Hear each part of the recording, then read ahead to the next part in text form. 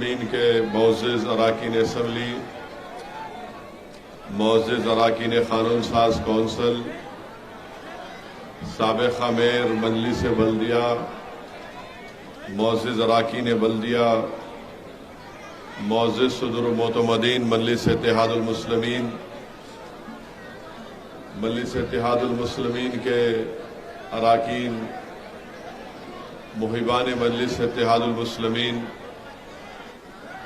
मेरी इज़्ज़तदार माँ और बहनों, मैं आप तमाम का शुक्रिया अदा करता हूँ कि आपने अपना कीमती वक्त निकालकर आज के मजलिस इत्तेहादुल मुस्लिमीन के इस जलसे में आपने शिरकत की। आप जानते हैं कि ये जलसा मरहूम फ़ख्र मिल्लत अलैहिर्रहमा की याद में मुनक़्क़द किया गया है, जिन्होंने मजलिस इत्तेहादुल मुस्लिमीन को अपनी कुर्बानियों से, अपनी मेहनत और जुस्तजू से और अपनी दूरंदेशी से मजलिस इत्तेहादुल मुस्लिमीन को खड़ा किया। अगर आप मजलिस इत्तेहादुल मुस्लिमीन और सरज़मीन दखन की तारीख का मुताला करेंगे तो आपको मालूम होगा कि 1958 में मौलवी अब्दुल वाहिद ओवैसी रहमतुल्लाह अलैह, जो जामे निज़ामिया के से आलिम फाजिल की डिग्री हासिल की, पेशे के एतबार से एक बेहतरीन वकील थे। जब मजलिस इत्तेहादुल मुस्लिमीन का अहिया उन्होंने किया, पुलिस एक्शन होकर 10 साल का लंबा अरसा हो चुका, अब्दुल वाहिद ओवैसी ने मजलिस इत्तेहादुल मुस्लिमीन का अहिया किया, इसका नाम बदला और उसको हिंदुस्तान के दस्तूर के ताबे बनाया और इस बात का ऐलान किया कि मजलिस इत्तेहादुल मुस्लिमीन हिंदुस्तान के आइन के मुताबिक और हिंदुस्तान के आइन के फंडामेंटल राइट्स के हुकूक जो दिए गए हैं उसको हासिल करने की लड़ाई लड़ेगी और मजलिस इत्तेहादुल मुस्लिमीन गरीब और कमजोर और मजलूमों के लिए काम करेगी और मजलिस इत्तेहादुल मुस्लिमीन सियासत में इसलिए हिस्सा लेगी ताकि गरीब और मजलूमों को इंसाफ मिल सके। सियासत में इसलिए हिस्सा लेगी ताकि उनकी एक सियासी क़ियादत खड़ा किया जाए और ये मकसद को लेकर अब्दुल वाहिद ओवैसी रहमतुल्लाह अलैह आगे बढ़े। यही अब्दुल वाहिद ओवैसी थे जिन्होंने उस वक्त के आंध्र प्रदेश में इस बात का मुतालबा किया था कि उन मुसलमानों को रिजर्वेशन मिलना चाहिए जो इनकम टैक्स अदा नहीं करते। अब्दुल वाहिद ओवैसी की दूरंदेश निगाहें ये देख चुकी थी कि हमारे भारत के संविधान और आइन में आर्टिकल 15 और 16 के तहत रिजर्वेशन तालीम में और रोजगार में मिल सकता है। इसीलिए सबसे पहले अगर उस वक्त के आंध्र प्रदेश में किसी सियासी शख्सियत ने या किसी मजहबी शख्सियत ने इस बात का मुतालबा किया तो उनका नाम अब्दुल वाहिद ओवैसी था। जब सबसे पहले बैकवर्ड क्लास का कमीशन बनाया गया, मरहूम सदर फ़ख्र मिल्लत अलैहिर्रहमा ने इस बात का मुतालबा किया कि मुसलमानों को उनकी पसमानदगी की बुनियाद पर रिजर्वेशन मिलना चाहिए और यही वजह है कि अब्दुल वाहिद ओवैसी को उस वक्त की कांग्रेस की हुकूमत ने 11 महीने जेल में नजरबंद किया और उस वक्त की कांग्रेस की हुकूमत ने अब्दुल वाहिद ओवैसी के अकाउंट्स को सीज कर दिया। उस वक्त की कांग्रेस की सरकार ने अब्दुल वाहिद ओवैसी के औलाद पर, उनके घर वालों पर जुल्म और सुतम को ढाया। मैंने अपने बुजुर्गों से सुना कि अब्दुल वाहिद ओवैसी के घर का पानी भी बंद कर दिया गया था और लोग अब्दुल वाहिद ओवैसी के घर को आने को और उनसे अफराद खानदान से मुलाकात करने से डरते थे। 11 महीने जेल की सोबतें अब्दुल वाहिद ओवैसी को बर्दाश्त करना पड़ा। उस वक्त की हुकूमत ने कई पेशकश किए कि आप सियासत से दस्तबरदार हो जाइए, मगर अब्दुल वाहिद ओवैसी फख्र मिल्लत अलैहिर रहमान ने उन तमाम पेशकशों को मुस्तरद किया, ठुकराया और ये कहा कि तुम नहीं जानते तारीख को, तुम सीरतुन नबी को नहीं पढ़े हो। मैं जानता हूं कि पुलिस एक्शन के उस पुराशुभ दौर के बाद जब पंडित सुंदरलाल और काजी अब्दुल गफ्फार की रिपोर्ट ने कह दिया कि पुलिस एक्शन के दौरान हजारों लोगों की मौतें हुई, ये मेरे अल्फाज नहीं है।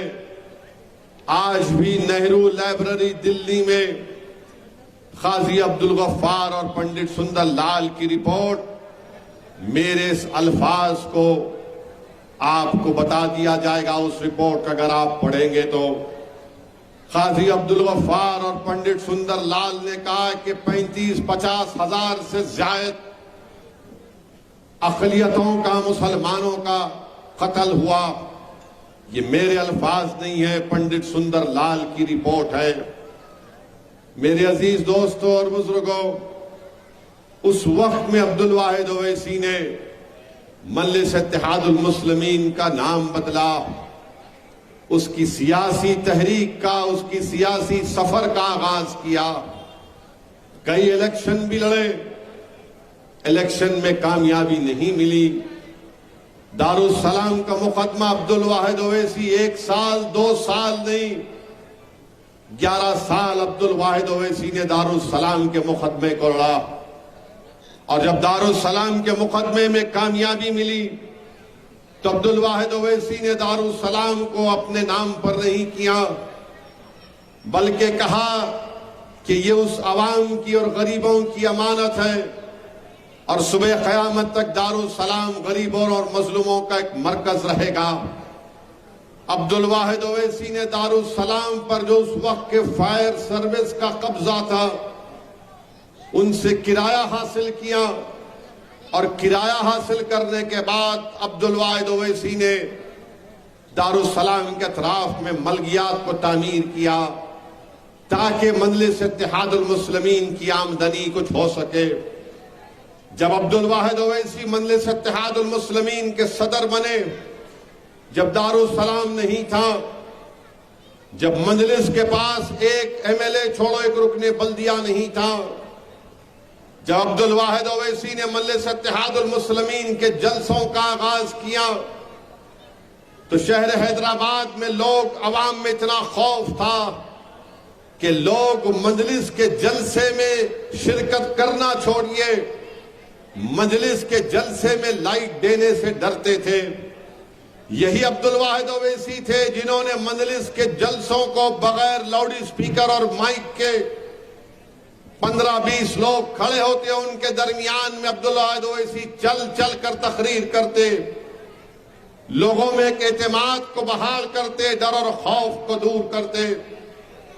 कभी मजलिस के जलसे में 2 लोग, कभी 5 लोग, कभी 10 लोग, कभी लोग अपने घर के खिड़कियों से झांक कर मजलिस के जलसों को अब्दुल वाहिद ओवैसी की तकारीर को सुनते। ये वो मर्द मुजाहिद था जिसने देख लिया था कि आने वाले 100 साल में अगर भारत के मुसलमानों को, दलितों को अपने हक को हासिल करना है तो उनको अपनी सियासी क़यादत बनाना पड़ेगा। मैं सलाम करता हूं अब्दुल वाहिद ओवैसी को जिन्होंने सरजमीन दखन में इस अपनी दूरंदेश निगाहों से इस बात को महसूस कर लिया था। मैं सलाम करता हूं हजरत इस्माइल साहब को रहमतुल्लाह अलैह को जिन्होंने इंडियन मुस्लिम लीग की बुनियाद को डाली। इन दो शख्सियतों ने इस बात को महसूस कर लिया था कि जब तक मुसलमानों की, दलितों की एक सियासी क़ियादत नहीं बनेगी, उनसे इंसाफ नहीं होगा। यही अब्दुल वाहिद ओवैसी थे जिन्होंने 1961 में चीन के खिलाफ तकारीर में कहा था कि भारत को अगर मुस्तकबिल में खतरा होगा तो चीन से होगा। आज दुनिया 2023 में कहती है कि चीन से भारत को बहुत बड़ा खतरा है। मेरे अजीज दोस्तों और बुजुर्गों, आज मजलिस इत्तेहादुल मुस्लिमीन के पास 2 अराकीन पार्लिमान है, 2 अराकीन असेंबली महाराष्ट्र में है, बिहार में 1 है, तेलंगाना में 7 अराकीन असेंबली और 2 रुकने कानून साज काउंसिल है। अराकीन बल्दिया हैदराबाद, तेलंगाना, कर्नाटका, मध्य प्रदेश और फिर उत्तर प्रदेश में हालिया दिनों में मजलिस के 100 से ज्यादा कॉरपोरेटर जीत कर आए। 5 चेयरमैन डायरेक्ट इलेक्शन में कामयाब हुए।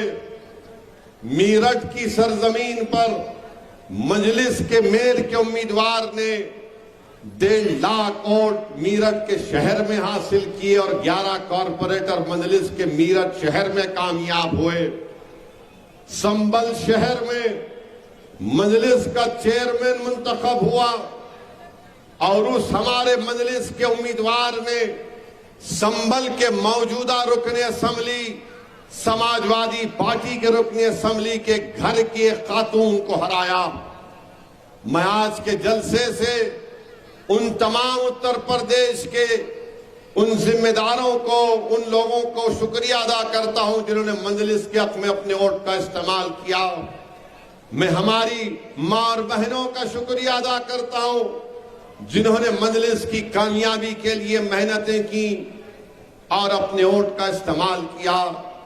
मैं सलाम करता हूं संभल की उन हमारी मां और बहनों का जिन्होंने भूख और प्यास और तकालीफ को बर्दाश्त किया और संभल से मजलिस के चेयरमैन को कामयाब किया।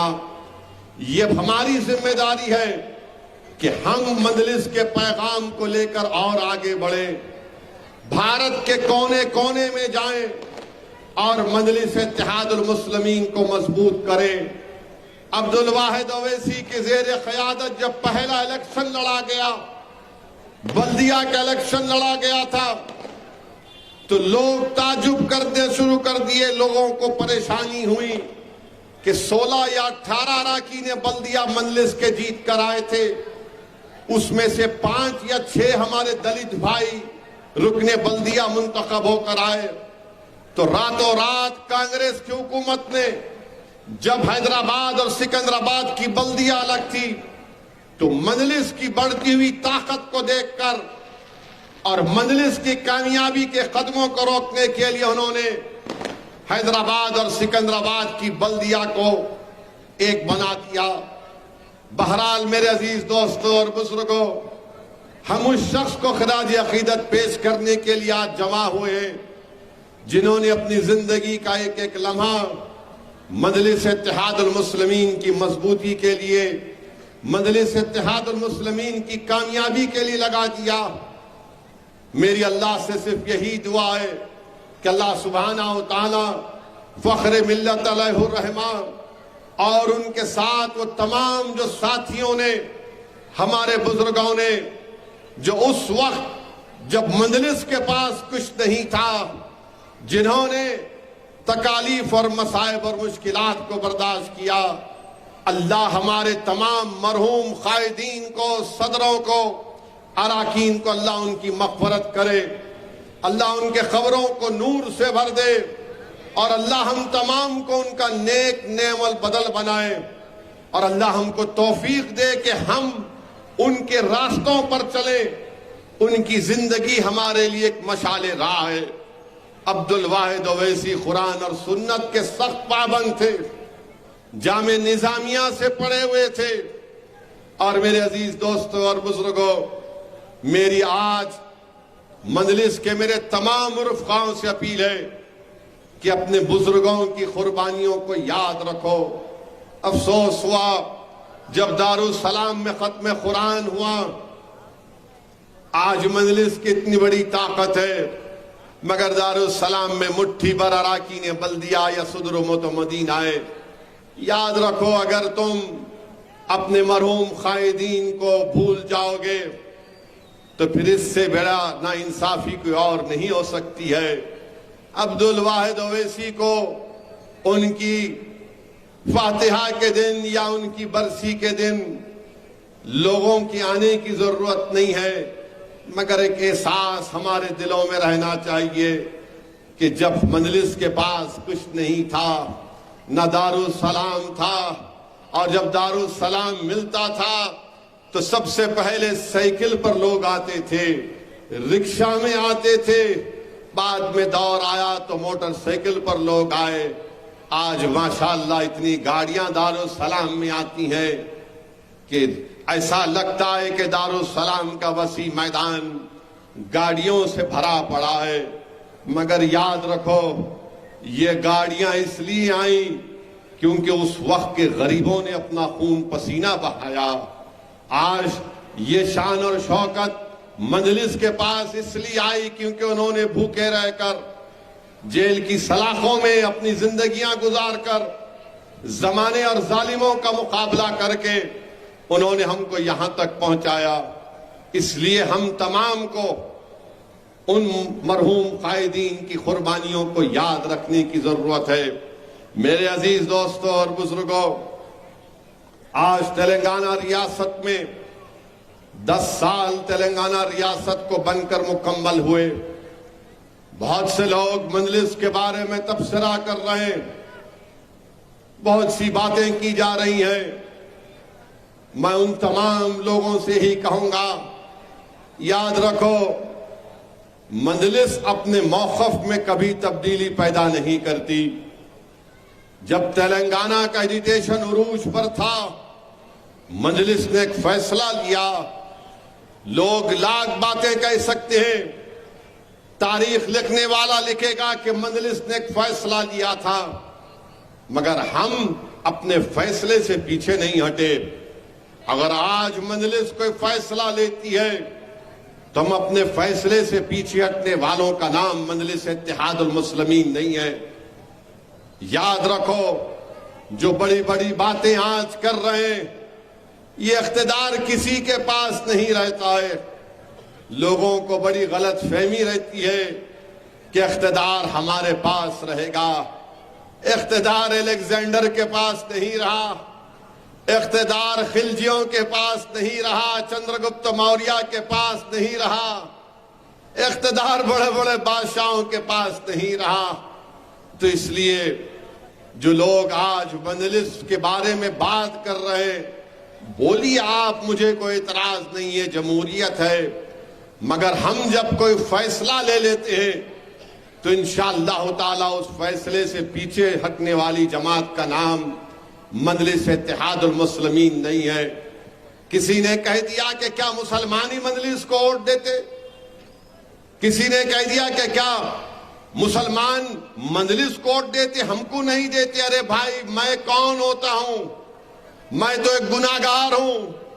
ये तो अल्लाह का करम है, सदका नबी करीम सल्लल्लाहु अलैहि वसल्लम का, सदका अहले बैत का, अहले दिल की दुआएं हैं कि मजलिस इत्तेहादुल मुस्लिमीन को वोट भी मिलती है और मजलिस कामयाब भी होती है। मैं इस तरह के बड़े बड़े दावे नहीं कर सकता, ना कभी करूंगा। हाँ, जब मेरी जमात का फैसला होगा तो मैं अपने उस फैसले को मनवाने के लिए अवाम के दरमियान में जाऊंगा। आप कहते रहिए कि क्या ओवैसी के बोलने पर मुसलमान वोट देगा या नहीं देगा। अरे घोड़ा मैदान आगे है, आपको मालूम हो जाएगा कि किसको वोट पड़ेगा या नहीं पड़ेगा। कोई अगर कहता है कि हम हैदराबाद से लड़ेंगे, कोई अगर कहता है कि मजलिस के खिलाफ लड़ेंगे, अरे मैं तो तुमको दावत दे रहा हूं, आओ लड़ो मेरे खिलाफ। मैं तो तुमसे कह रहा हूं कि जहां कहीं भी मजलिस से मुकाबला करना है, मुकाबला करो। मैं मुकाबला करने में जितना मुझे मजा आता है, बातचीत में मुझे मजा नहीं आता है। आओ मुकाबला करो, जमहूरियत है। मगर मुकाबले से पहले ये क्यों पुकार रहे हो मुकाबला करेंगे? आओ बाबू मुकाबला करो। हम बहुत सोच से मुकाबला करके आए। नीलम संजीवा रेड्डी ने समझा कि अब्दुल वाहिद ओवैसी को 11 महीने जेल में डालने से अब्दुल वाहिद ओवैसी की हिम्मत टूट जाएगी, मजलिस नहीं बढ़ेगी। मगर 11 महीने की जेल की सौबतें और तकालीफ अब्दुल वाहिद ओवैसी के हौसले और अज़म में इजाफा कर दिया। कांग्रेस ने समझा कि इनके बैंक अकाउंट को बंद कर देंगे और अब्दुल वाहिद ओवैसी की औलाद पर पीने का पानी बंद कर देंगे। मगर लोग नहीं जानते थे कि अब्दुल वाहिद ओवैसी ने अपनी औलाद की, अपनी नस्लों की इस तरह तरबियत नहीं की, क्योंकि अब्दुल वाहिद ओवैसी जानते थे कि करबला में क्या हुआ।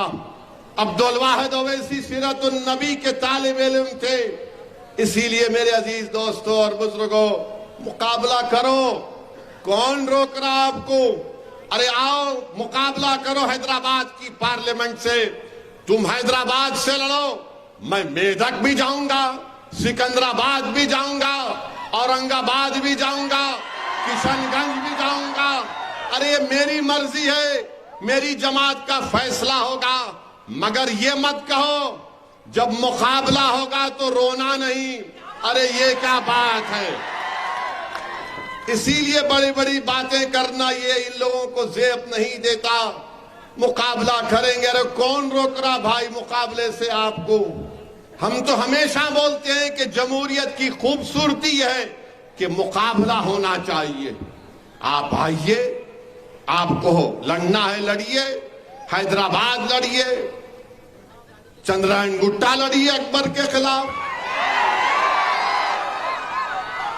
कहीं से भी लड़िए, नामपल्ली लड़िए, आप कभी याकूतपुरा लड़ लीजिए, मलकपेट लड़ लीजिए। कौन रोक रहा आपको? आइए मुकाबला करिए। हम भी मुकाबला करने को तैयार हैं। हम क्या यहां पर जो पहुंचे हैं, हम कैसे पहुंचे यहां पर? डीलिंग करके पहुंचे नहीं, लड़के पहुंचे। अगर यहां तक पहुंचे तो कुर्बानियां देकर पहुंचे।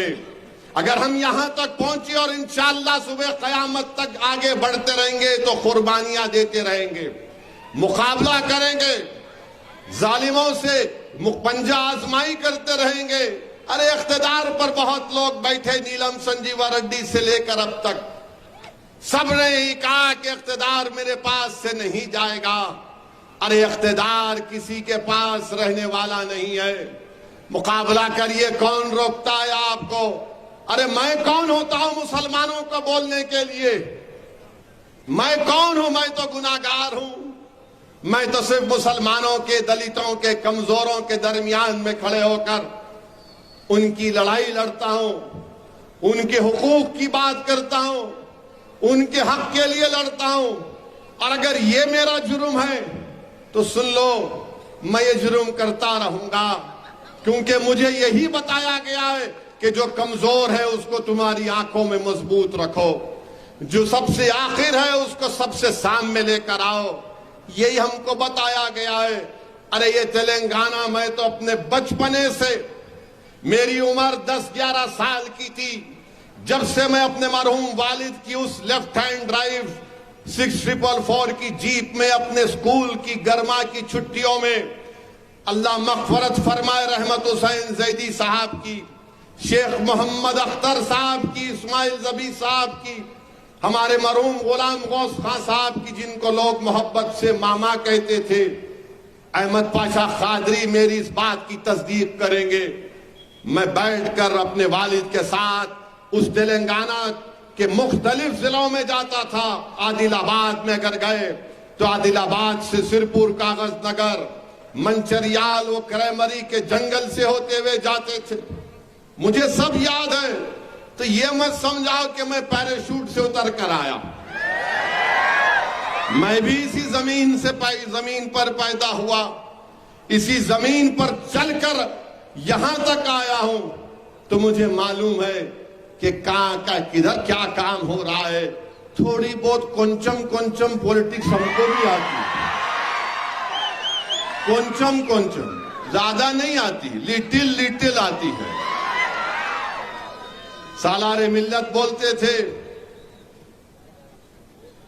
सालारे मिल्लत के तकरीर का तारीखी जुमला मुहिबान मंजलिस को याद होगा कि सालार अपनी तकरीर में कहते थे कि हम हवाओं में सूंघ कर नहीं बोलते कि बारिश कब होने वाली है, हम हवाओं की से पहले इस बात को कह देते हैं कि बारिश कब हो रही है।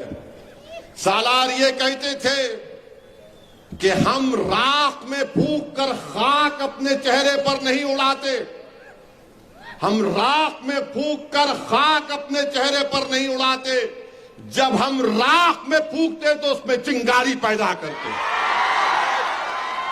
तो समझा करो, आप नहीं समझना चाह रहे, अब जो देखो मुंह को आया बोलता हूं। दारुसलाम, अरे दारुसलाम तो छोड़ो प्यारे, तुम देखो अब क्या होता है। दारुसलाम वो करेंगे, अरे दारुसलाम हमने अपने खून पसीने से हासिल किया। दारुसलाम की एक एक इंच जमीन पर उन गरीब मुसलमानों के आंसू हैं। दारुसलाम की एक एक इंच जमीन पर हमारा पसीना है। दारुसलाम की एक एक ईंट हमारे ख्वाबों की ताबीर है। दारुसलाम हमारे इत्तेहाद की निशानी है। दारुसलाम हमारी सियासी ताकत का मरकज है। तुम सियासी ताकत के मरकज से टकराना चाहते, टकरा लो। जो दीवारों से टकराता है उसका सर ही फुट जाता है। मैं तुमको रोक नहीं सकता, मगर अगर तुम ये समझ रहे हो कि तुम में दीवानगी है तो तुम हमारी दीवानगी को नहीं जानते, तुम हमारी दीवानगी को नहीं जानते। मेरे अजीज दोस्तों और बुजुर्गों, फिर तेलंगाना के 10 साल मनाए गए। मेरी तकरीर पर बहुत बड़े तबसरे किए जा रहे हैं। करिए तबसरा, मुझे क्या करना है, आप लोग टाइम पास करना चाह रहे हैं करिए, मगर मेरा एक सवाल यह है कि तेलंगाना के 10 साल का जो सेलिब्रेशन मनाया जा रहा है उसमें आपने कहीं पर उर्दू में इश्तिहार देखा? देख लो आप जाके, उर्दू में इश्तिहार देखा आपने? मैं तो नहीं देखा। निजामाबाद के हमारे मजलिस के लोगों को फोन किया, मैंने कहा जनाब जरा इस निजामाबाद में जो इश्तिहारात 10 साल के सेलिब्रेशन के लगाए गए हैं जरा भिजाइए। एक भी उर्दू का लफ्ज नहीं। और तेलंगाना में उर्दू दूसरी सरकारी जबान है और उर्दू एकेडमी को 4 साल में 101 करोड़ रुपए दिए गए थे, जिसमें से उर्दू एकेडमी 101 करोड़ जो 4 साल में दिए गए थे उसमें से सिर्फ 37 करोड़ रुपए खर्चा किए। अब आप बताइए इसका जिम्मेदार मैं कैसे हूं?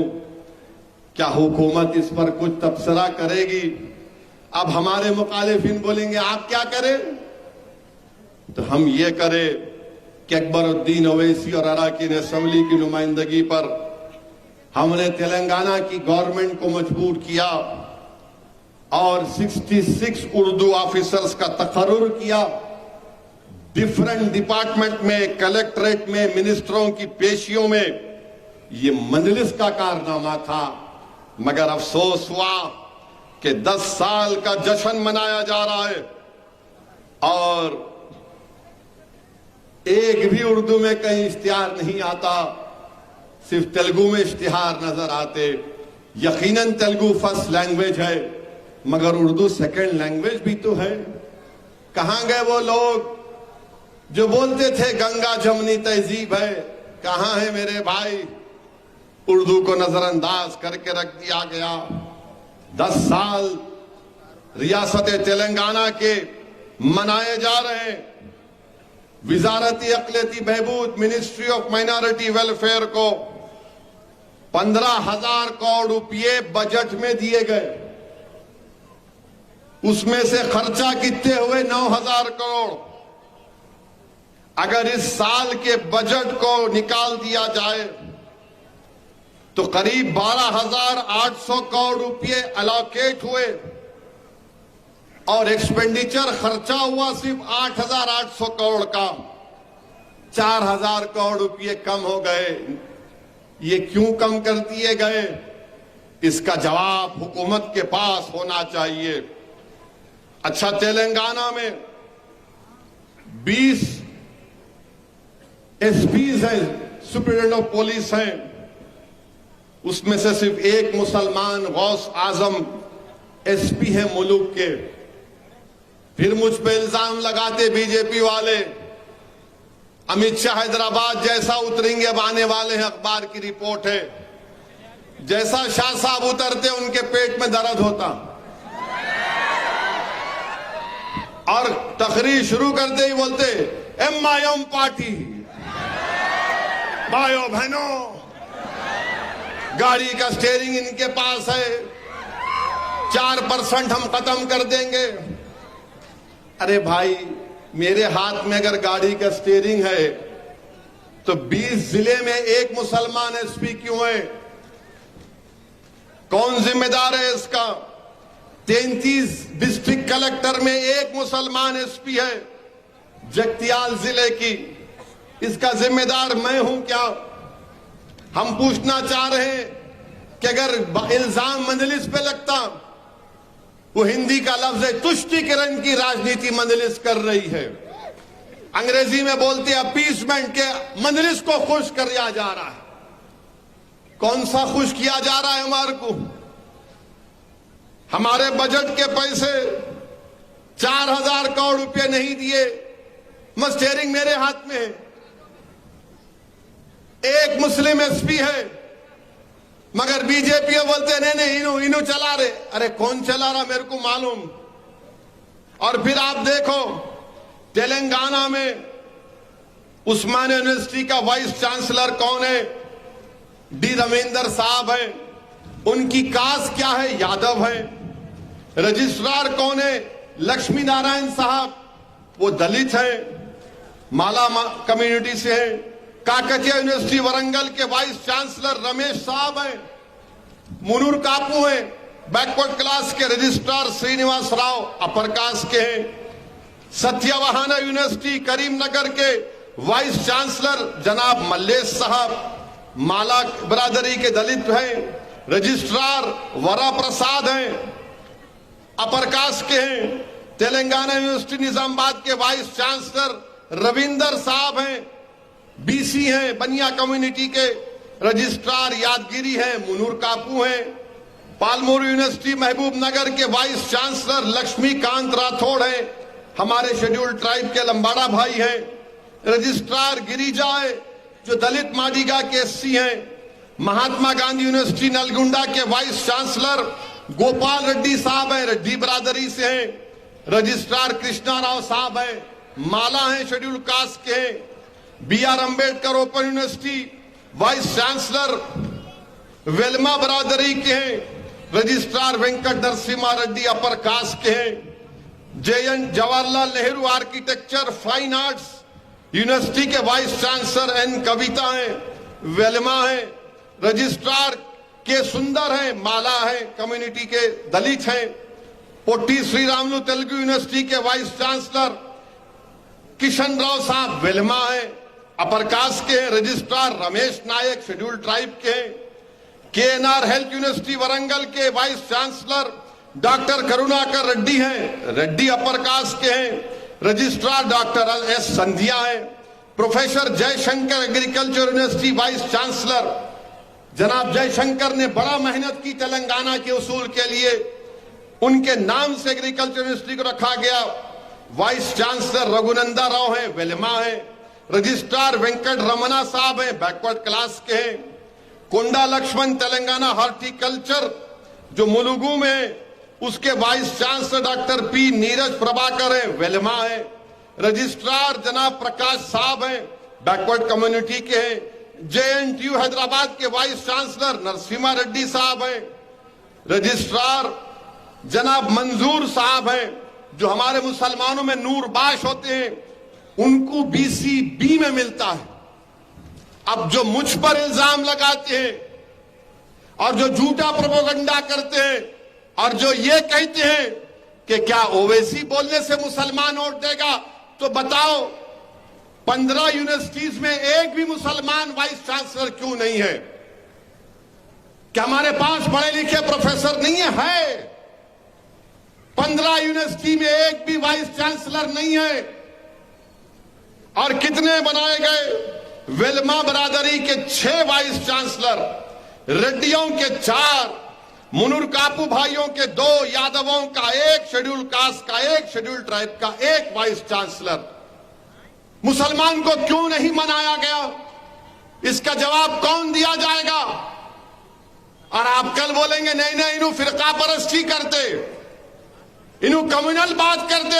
अरे भाई, जब सबको बनाया जा रहा है तो मुसलमान को क्यों नहीं बनाया गया? और बोलो बीजेपी वालों, मुनूर कापू लोगों को 2-2 वाइस चांसलर बनाए गए। अब इस पर आप क्या बोलेंगे? वेलमा बरादरी के 6 वाइस चांसलर, रेड्डी बरादरी के 4, और no Muslim, but I am communal, मैं फिरका परस्त हूं। इतनी बड़ी लिस्ट आपके सामने दे दिया। अब बताओ आप कौन जिम्मेदार है इसका?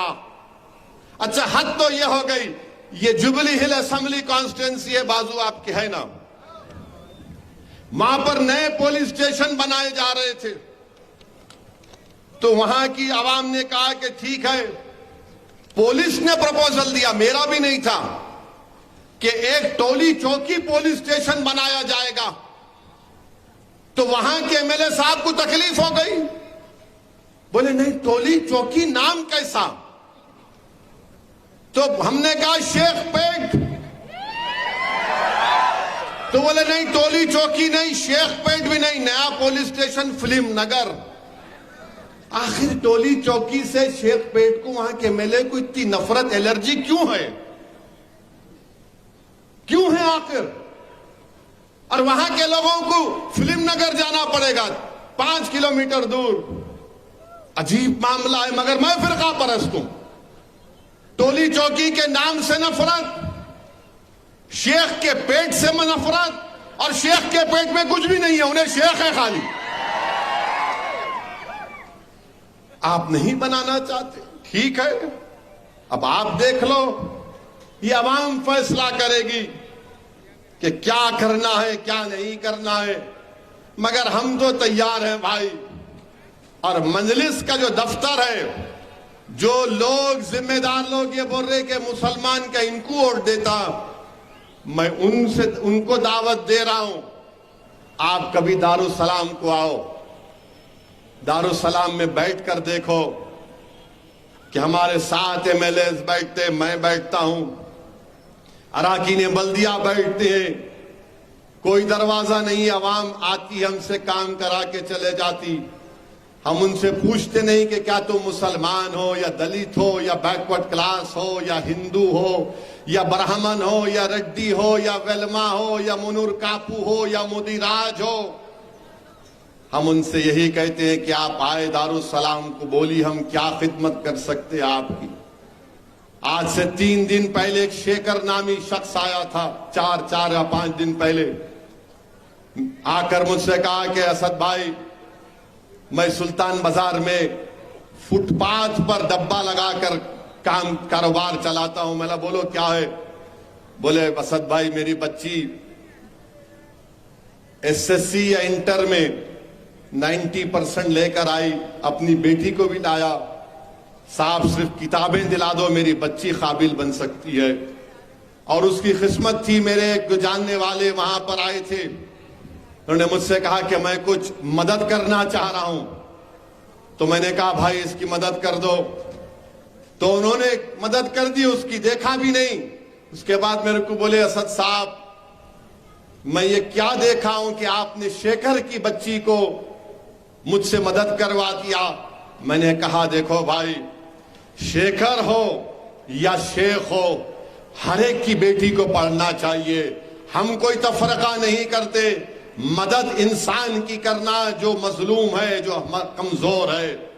उन्होंने कहा कि मैं सुनता था कि मजलिस के बारे में, मगर आज दारुस्सलाम को आकर देखा, मैंने जिंदगी में उस शेखर को नहीं देखा, जिंदगी में नहीं देखा। वो कौन है? उसकी बच्ची पढ़ेगी, काबिल बनेगी, मुल्क का नाम रोशन होगा, तेलंगाना मजबूत होगा, हैदराबाद मजबूत होगा। मेरे अजीज दोस्तों और बुजुर्गों, दारुस्सलाम में हम बैठ के काम करते, हम अपॉइंटमेंट लेके लोग नहीं आते हमारे पास, अपॉइंटमेंट लेके आने का टाइम ही नहीं है हमारे पास।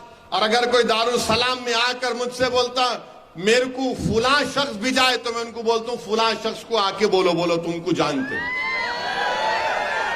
साफ हम कहते हैं वो फुला फुला नहीं, डायरेक्ट आओ, बात करो, काम हुआ अच्छा है। बाज़ वक़्त नहीं भी होता, बाज़ वक़्त नहीं भी होता काम, मगर लोग अवाम को मालूम कि यहां पर गए तो इल्हाम मिल जाते, यहां पर गए तो इनका काम हो जाता। मेरे अजीज दोस्तों और बुजुर्गों, ये मजलिस इत्तेहादुल मुस्लिमीन का निजाम, ये काम का तरीका सालारे मिल्लत ने डाला था। तो अजीज दोस्तों और बुजुर्गों, और फिर तेलंगाना की हुकूमत से मैं खास तौर से ये कहना चाहूंगा, ये धरनी बहुत बड़ा दर्द हो गया भाई।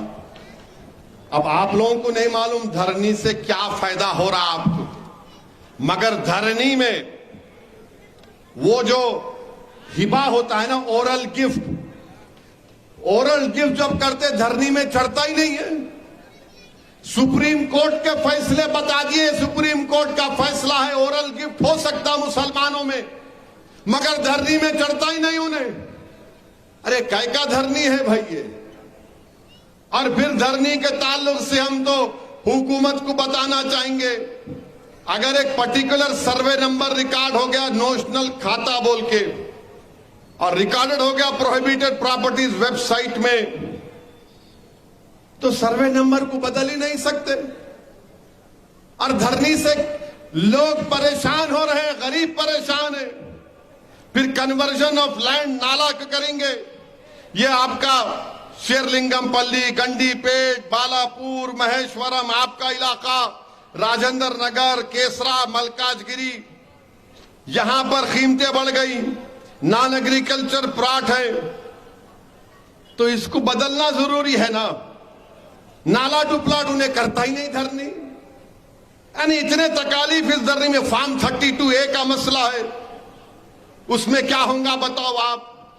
अच्छा, कई इसमें चीजें लिखकर लेकर आया हूं मैं, कई बार लेटर भी लिखा चीफ मिनिस्टर को, अब दोबारा लिख देता हूं।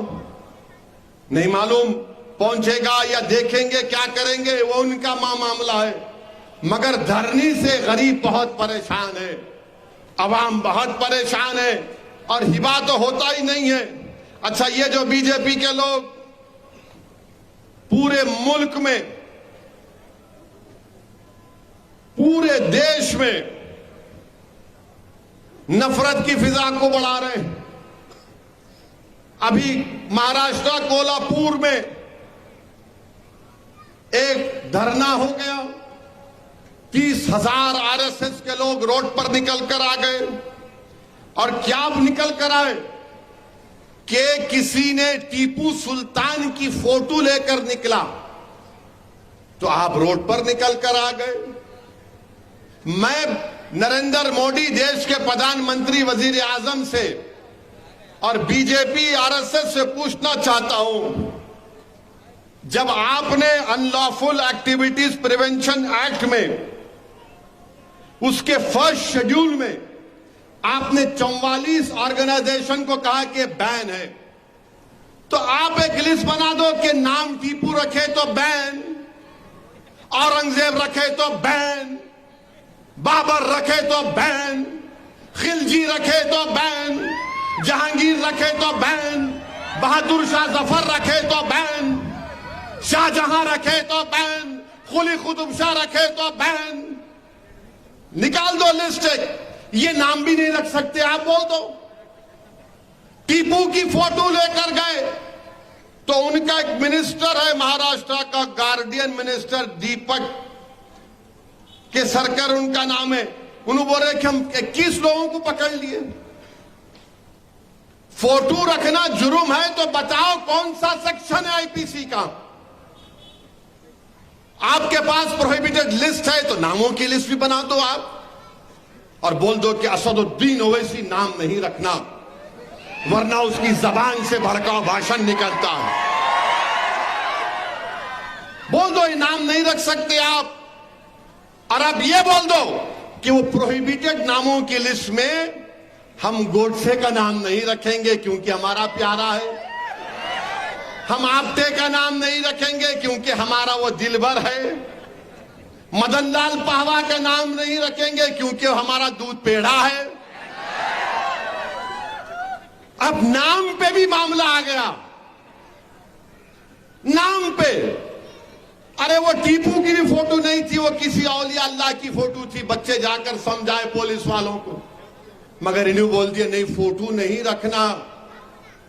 महाराष्ट्र के होम मिनिस्टर देवेंद्र फडणवीस बोले ये औरंगजेब की औलाद। अच्छा आपको पूरे मालूम कौन किसकी औलाद है? आपको मालूम? मेरे को नहीं मालूम था, इतने एक्सपर्ट है आप। तो फिर ये गोडसे की औलाद कौन है बोलो हमको? ये आप्टे की औलाद कौन है हमको बोलो? ये इनकी औलाद। अरे बाबा ये तो बताओ, महाराष्ट्र में आपने हुकूमत ने 50 जलसे करवाए, किसके नाम पे? लव जिहाद के नाम पे।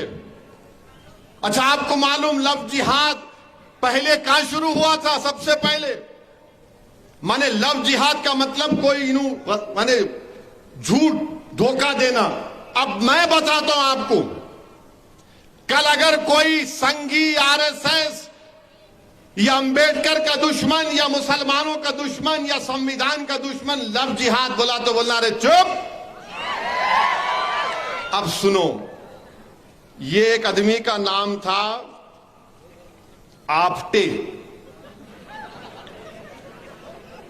एक आदमी का नाम था मदन लाल पावा। आप्टे कौन था? मदन लाल पावा कौन थे मालूम आपको? नहीं मालूम, पढ़ते नहीं ना, खाली ये बस खिलौना देखते रहते हैं। नहीं नहीं नहीं नहीं, नहीं। कितने लाइक आए रे देख,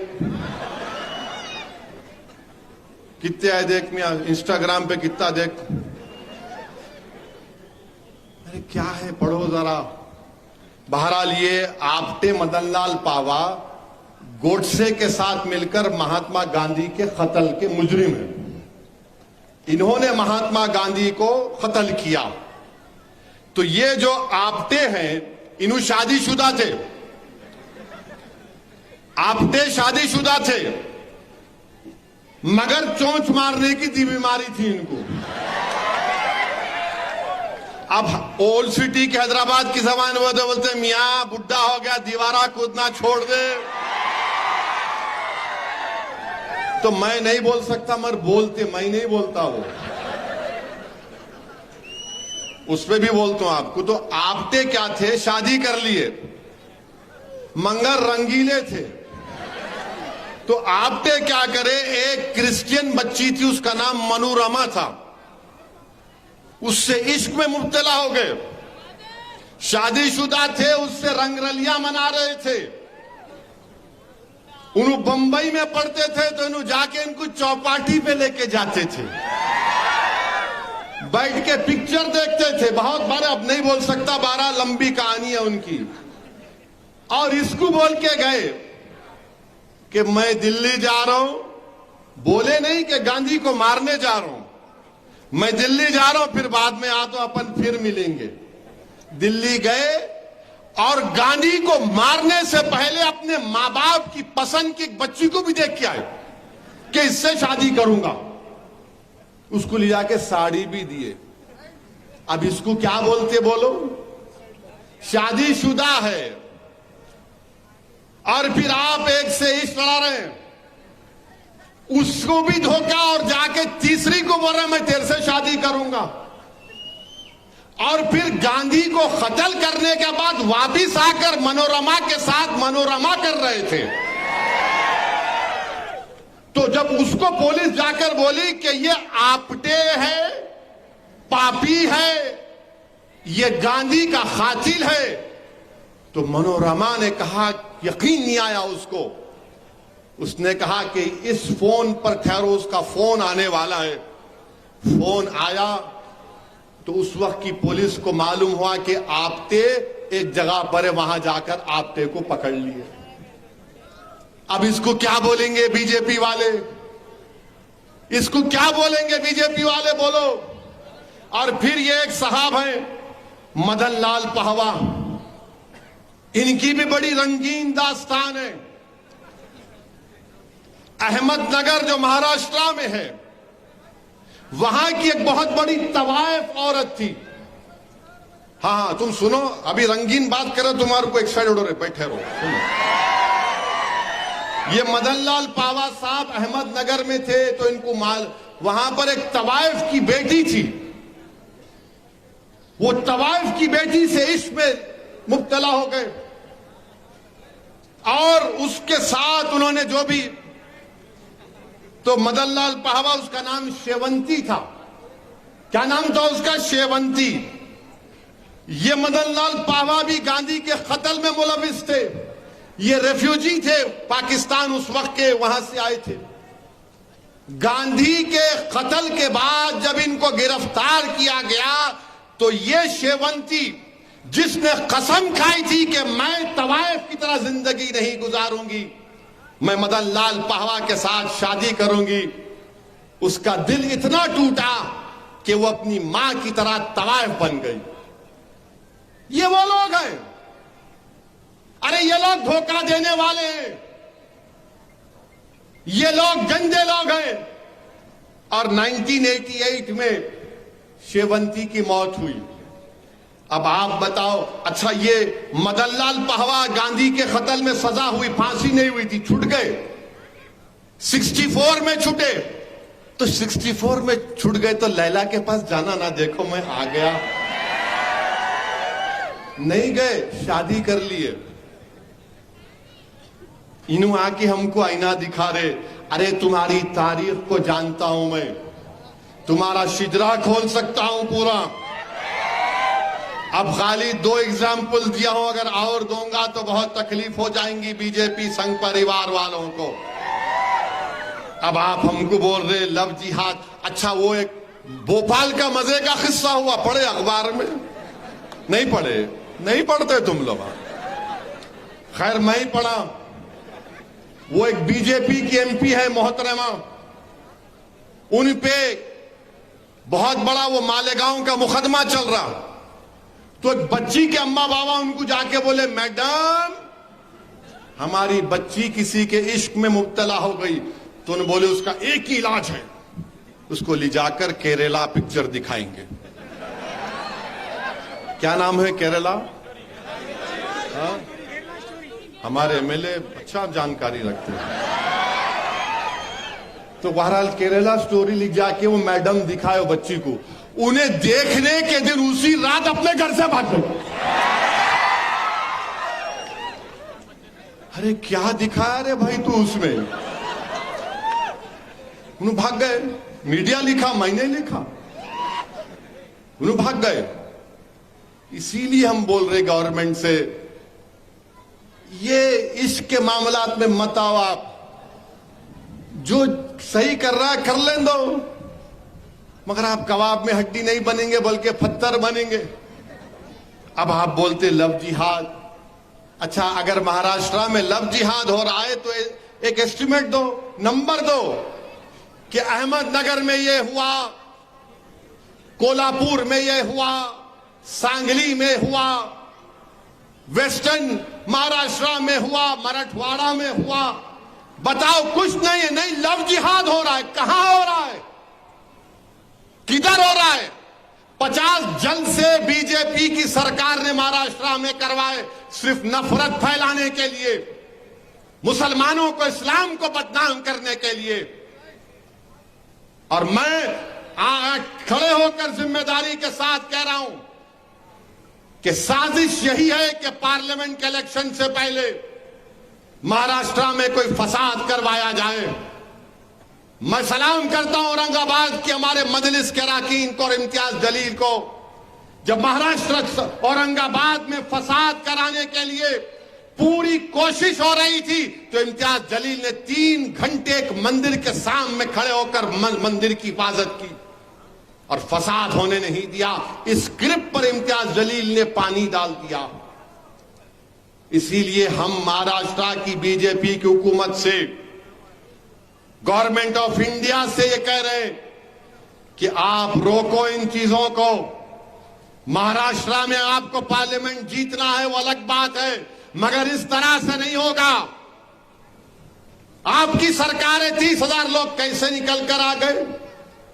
और ये कौन सी जबान है एक डिप्टी चीफ मिनिस्टर की, जो चीफ मिनिस्टर था 5 साल के लिए, और जो उसके अतराफ के लोग बोलते हैं कि एक दिन वो प्रधानमंत्री भी बन सकता है, वो कह रहा औरंगजेब की औलाद।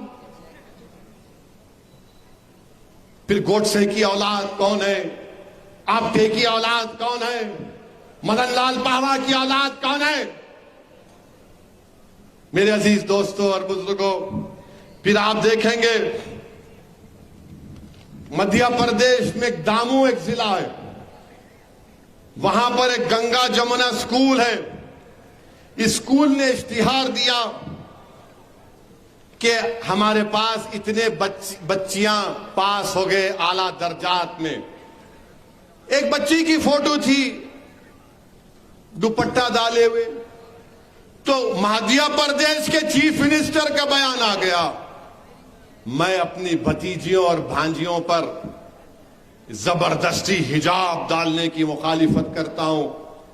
गंगा जमुना स्कूल में पहुंच के उसका एफिलिएशन कैंसिल कर दी बीजेपी ने।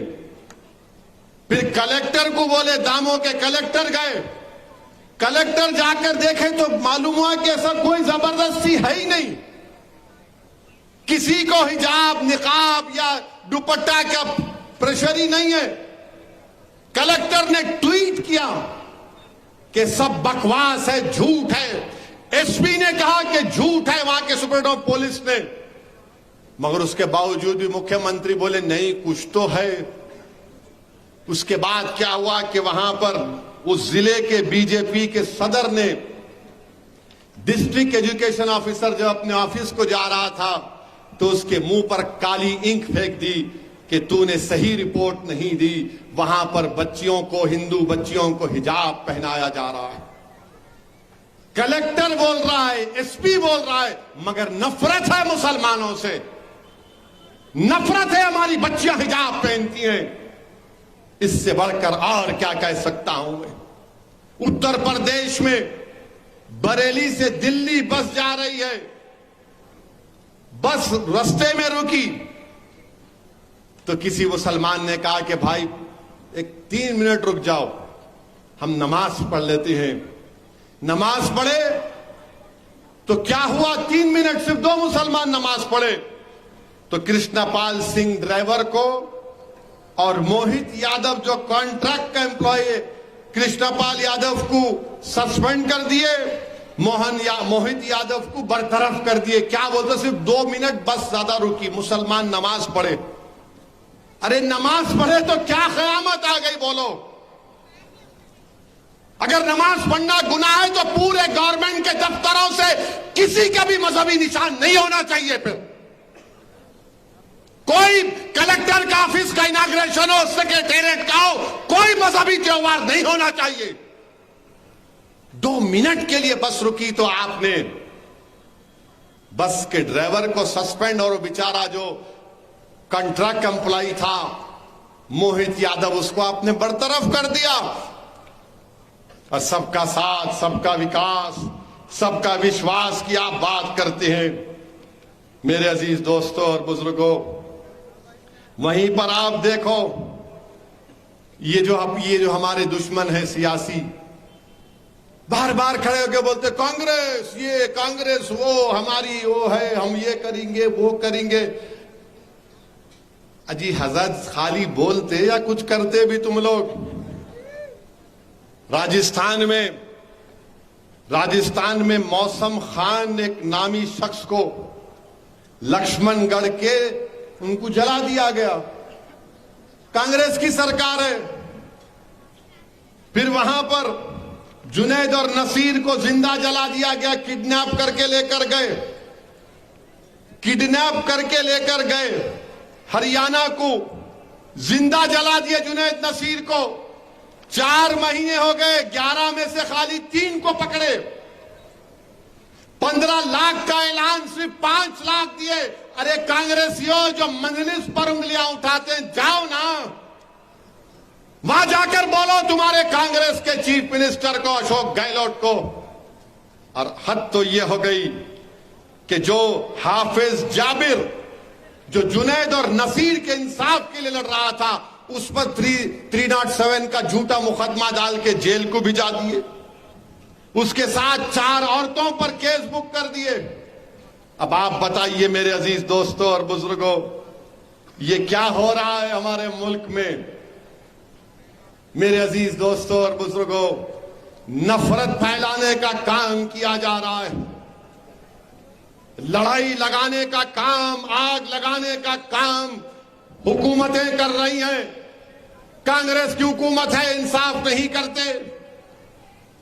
अरे आप 4 महीने हो गए, 15 लाख नहीं दे सकते अशोक गहलोत। आप 4 महीने हो गए, आप गिरफ्तार नहीं कर सकते जुनैद नसीर के कातिलों को। मगर ये जो सेकुलरिज्म का निकाब पहनकर मजलिस पर वार करते हैं, अरे चुल्लू भर पानी में तुम लोग डूब मरो तुम लोग। तुम में हिम्मत नहीं है ये तमाम बातें करने की। जब मजलिस करती है तो बोलते हो ओवैसी की जबान से जो फिरका परस्ती टपकती है। अरे मैं कहां फिरका परस्ती की बात कर रहा हूं, मैं एक एक बात फैक्ट्स पर कर रहा हूं, फैक्ट्स की बुनियाद पर सच्चाई को बयान कर रहा हूं। उत्तराखंड में एक इलाका है, वहां पर 2 लोगों ने मिलकर एक अक्सरेती हमारे हिंदू भाई की बेटी को, जो अंडर एज है, उसको किडनैप करने की कोशिश की। तो मुसलमान और एक हिंदू दोनों गिरफ्तार हो गए। मगर उस इलाके में पोस्टर लगा दिए गए, 15 जून तक खाली करो वरना ऐसा हो जाएगा, वो हो जाएगा। आखिर क्यों मुसलमानों को, दलितों को, आदिवासियों को इस तरह दबाया जा रहा है कि हमको दबाने से, हमको डराने से, हमको मार्जिनलाइज करने से, हमको एलियनेट करने से कि आप सत्ता में आ जाएंगे। अगर आ भी जाएंगे तो कौन सा आपको कामयाबी मिलेगी। मेरे अजीज दोस्तों और बुजुर्गों, उत्तर प्रदेश में कोर्ट में एक कैदी को फिर गोली मार दी गई, वो मर गया वहां पर। मैं शुरू से कह रहा था कि एक ठोक दो की पॉलिसी गलत है। जमहूरियत में गोली से नहीं मारा जाता किसी को, अदालत से फैसले दिए जाते हैं। मगर कोर्ट के अंदर आकर उसको कत्ल कर दिया गया। अब आप बताइए कौन सी चीज बाकी रह गई है। अब लोग हम पे कहते नहीं नहीं अभी भी ऐसा करना है, अभी भी वैसा करना। रे मेरे भाई, सच्चाई को पहचानो, सच्चाई को जानो, अपने फैसले सही लो। मगर सब लोग ये जो दिल्ली में बैठे हुए चौधरी है ना, जो सौदा करते हैं मुसलमानों के नाम पर, अरे आरएसएस से तुम बात करोगे और तुम सेकुलरिज्म को बचाओगे, आरएसएस से तुम बात करोगे और सेकुलर पार्टियों को कामयाब करोगे। और अजीज दोस्तों और बुजुर्गों, 288 लोग ट्रेन के हादसे में मर गए। हमारे प्राइम मिनिस्टर भी पहुंच गए, मगर कैसे हादसा हुआ वो मरने वाले नहीं मालूम किस किस के भाई बहन थे। मगर हमारे वतन अजीज में जब गरीब मरता है, चाहे किसी मजहब का हो, हिंदू हो, दलित हो, आदिवासी हो, मुसलमान हो, ईसाई हो, जो गरीब मरता है तो गरीब की जान की कीमत हमारे मुल्क में नहीं है।